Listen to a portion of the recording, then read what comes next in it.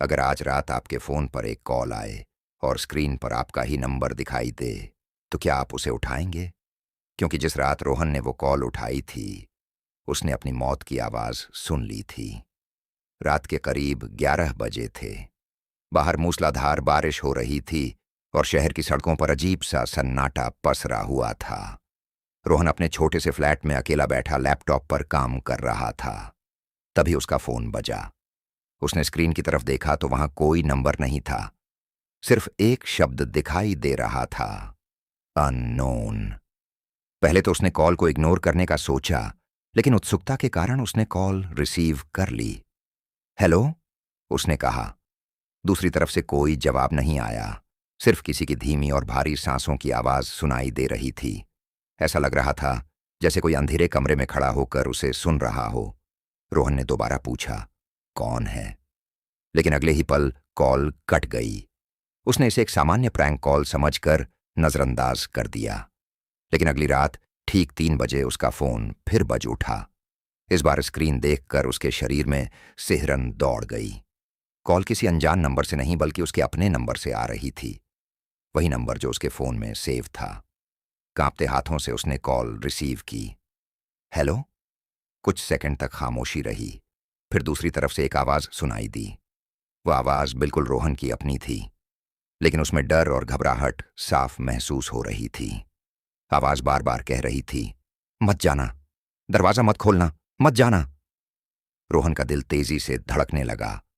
उसने घबराकर पूछा, तुम कौन हो? तभी दूसरी तरफ किसी चीज के टूटने की भयानक आवाज आई। फिर एक दर्दनाक चीख सुनाई दी और कॉल अचानक कट गई। अगली सुबह रोहन ने खुद को समझाने की कोशिश की कि यह किसी का मजाक होगा, लेकिन उसके मन में बेचैनी बढ़ती जा रही थी। उसने कॉल लॉग चेक किया, मगर वहां उस कॉल का कोई रिकॉर्ड नहीं था, जैसे वह कॉल कभी आई ही ना हो। उस रात वह ठीक 3 बजे तक जागता रहा। जैसे ही घड़ी ने 3 बजाए, फोन फिर बज उठा। स्क्रीन पर फिर उसका अपना नंबर चमक रहा था। इस बार उसने तुरंत कॉल उठाई। दूसरी तरफ से वही आवाज फुसफुसाई, वो खिड़की के बाहर खड़ा है। रोहन ने अनायास खिड़की की तरफ देखा। वहां कुछ नहीं था। तभी आवाज फिर बोली, मत देखो, वो चाहता है कि तुम उसे देखो। और उसी पल खिड़की पर 3 बार दस्तक हुई। थक थक थक। रोहन के शरीर का खून जैसे जम गया। उसका फ्लैट 5वीं मंजिल पर था। इतनी ऊंचाई पर कोई खिड़की के बाहर कैसे खड़ा हो सकता था? उसने हिम्मत जुटाकर धीरे धीरे पर्दा हटाया। बारिश की बूंदें कांच पर गिर रही थीं, लेकिन एक सेकंड के लिए उसे ऐसा लगा जैसे कोई सफेद चेहरा कांच से चिपका हुआ उसे घूर रहा हो। वह चेहरा अगले ही पल गायब हो गया। रोहन डर के मारे पीछे हट गया। अब यह सिर्फ एक अजीब कॉल नहीं रह गई थी। अगले कुछ दिनों तक हर रात 3 बजे उसके नंबर से कॉल आती रही। हर बार दूसरी तरफ वही आवाज होती। वह खुद को भविष्य का रोहन बताती। वह उसे अलग अलग चेतावनियां देती। कभी कहती, आज शीशे में मत देखना। कभी कहती, आज बेड के नीचे मत झांकना। और सबसे डरावनी बात यह थी कि हर चेतावनी सच साबित होती। एक रात उसने चेतावनी को नजरअंदाज करके बेड के नीचे झांका तो अंधेरे में 2 पीली चमकती आंखें उसे घूरती दिखाई दीं। वह चीखते हुए पीछे हट गया। जब दोबारा देखा, वहां कुछ भी नहीं था। धीरे धीरे रोहन की जिंदगी एक डरावने सपने में बदलने लगी। रात होते ही उसे परछाइयां दिखाई देने लगतीं। फोन बिना वजह बज उठता। कभी कभी स्क्रीन पर सिर्फ एक शब्द दिखाई देता, कमिंग। उसके दोस्तों ने कहा कि वह तनाव में है और उसे आराम की जरूरत है, लेकिन रोहन जानता था कि यह सब उसकी कल्पना नहीं है। कोई चीज सचमुच उसके करीब आ रही थी। एक रात फोन बजा और दूसरी तरफ से भविष्य वाले रोहन की आवाज सुनाई दी। इस बार वह बुरी तरह रो रहा था। उसने कहा, मैं मर चुका हूं। रोहन के पैरों तले जमीन खिसक गई। उसने कांपती आवाज में पूछा, क्या मतलब?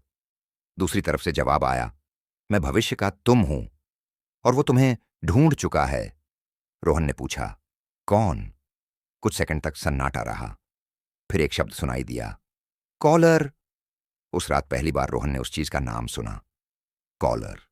एक ऐसी रहस्यमयी सत्ता जो फोन कॉल्स के जरिए लोगों तक पहुंचती थी। वह पहले कॉल करती थी, फिर चेतावनियां देती थी और अंत में अपने शिकार को हमेशा के लिए गायब कर देती थी। रोहन को अब समझ आ चुका था कि वह अगला शिकार है। लेकिन सबसे भयानक बात अभी बाकी थी। उस रात के बाद रोहन एक पल के लिए भी चैन से नहीं सो पाया। हर रात ठीक 3 बजे उसका फोन बजता और स्क्रीन पर उसका अपना नंबर दिखाई देता। लेकिन अब आवाज बदलने लगी थी। पहले जो आवाज उसकी मदद करती थी, अब उसमें कुछ अजीब था। कभी कभी शब्द टूटने लगते, कभी आवाज के पीछे किसी और के हंसने की ध्वनि सुनाई देती। ऐसा लगता था जैसे कोई और भी लाइन पर मौजूद हो। एक रात जब फोन बजा, रोहन ने तुरंत कॉल उठा ली। दूसरी तरफ कुछ सेकंड तक खामोशी रही, फिर उसकी अपनी आवाज सुनाई दी। रोहन, वो अब घर के अंदर है। यह सुनते ही रोहन का दिल जोर से धड़कने लगा। उसने पूरे फ्लैट में नजर दौड़ाई। दरवाजा बंद था, खिड़कियां बंद थीं और हर कमरा खाली था। तभी किचन की तरफ से किसी बर्तन के गिरने की आवाज आई। धड़ाम! रोहन डरते हुए किचन तक गया। वहां कोई नहीं था, लेकिन दीवार पर पानी से लिखा हुआ एक वाक्य दिखाई दे रहा था। Don't answer the last call. उसके हाथ कांपने लगे। तभी फोन फिर बजा। वही नंबर। उसने कॉल उठाई। इस बार दूसरी तरफ उसकी आवाज नहीं थी। एक भारी, गहरी और अस्वाभाविक आवाज सुनाई दी। तुमने बहुत देर कर दी रोहन। कौन हो तुम? रोहन चिल्लाया। दूसरी तरफ से धीमी हंसी सुनाई दी। मैं वही हूं जो हर कॉल के पीछे था। कमरे की सारी लाइटें एक साथ बंद हो गईं। पूरा फ्लैट अंधेरे में डूब गया। रोहन ने मोबाइल की फ्लैशलाइट ऑन की। रोशनी कांप रही थी। तभी उसे बेडरूम के दरवाजे पर एक लंबी काली आकृति खड़ी दिखाई दी। उसका चेहरा पूरी तरह अंधेरे में छिपा हुआ था, लेकिन उसकी आंखें चमक रही थीं। रोहन चीख पड़ा और दरवाजे की तरफ भागा, लेकिन मुख्य दरवाजा नहीं खुला। उसने पूरी ताकत से हैंडल घुमाया। कुछ नहीं हुआ। तभी उसके फोन से एक नोटिफिकेशन की आवाज आई। स्क्रीन पर एक नया मैसेज था। पीछे मत देखना। रोहन के शरीर में सिहरन दौड़ गई। धीरे धीरे उसके पीछे किसी के कदमों की आवाज आने लगी। टक टक टक, जैसे कोई नंगे पैरों से उसके करीब आ रहा हो। वह जानता था कि उसे पीछे नहीं देखना चाहिए, लेकिन डर और जिज्ञासा ने उसे मजबूर कर दिया। उसने धीरे धीरे गर्दन घुमाई और जो उसने देखा, उसे देखकर उसकी चीख निकल गई। वहां वही काली आकृति खड़ी थी, लेकिन अब उसका चेहरा दिखाई दे रहा था। वह चेहरा रोहन का ही था, बिल्कुल उसकी तरह। बस आंखें पूरी तरह काली थीं और मुंह स्वाभाविक रूप से कानों तक फटा हुआ था। वह मुस्कुरा रहा था। अब मेरी बारी है, उसने कहा। अचानक फोन जोर जोर से बजने लगा। एक के बाद एक कॉल, दर्जनों कॉल, सैकड़ों कॉल, सभी उसी नंबर से। रोहन ने कान बंद कर लिए, लेकिन घंटी की आवाज पूरे फ्लैट में गूंज रही थी। फिर अचानक सब शांत हो गया। कुछ सेकंड के लिए ऐसा लगा जैसे समय रुक गया हो, और फिर रोहन का फोन खुद ब खुद स्पीकर मोड पर चला गया। दूसरी तरफ से हजारों लोगों की आवाजें सुनाई देने लगीं। रोने की आवाजें, मदद की पुकार, चीखें, और उन सबके बीच एक फुसफुसाहट। हमने भी कॉल उठाई थी। रोहन को समझ आ गया कि वह अकेला नहीं था। उसे पहले भी कई लोग इस कॉल का शिकार बन चुके थे। तभी स्क्रीन पर आखिरी मैसेज उभरा। स्वागत है। और उसी क्षण काली आकृति उसके सामने आकर खड़ी हो गई। फोन जमीन पर गिर गया। फ्लैट के बाहर रहने वाले पड़ोसियों ने उसी रात एक भयानक चीख सुनी। जब सुबह पुलिस दरवाजा तोड़कर अंदर पहुंची, तो फ्लैट पूरी तरह खाली था। न रोहन था, न उसका फोन, न संघर्ष का कोई निशान। बस दीवार पर एक वाक्य लिखा हुआ था, नेक्स्ट कॉल इनकमिंग।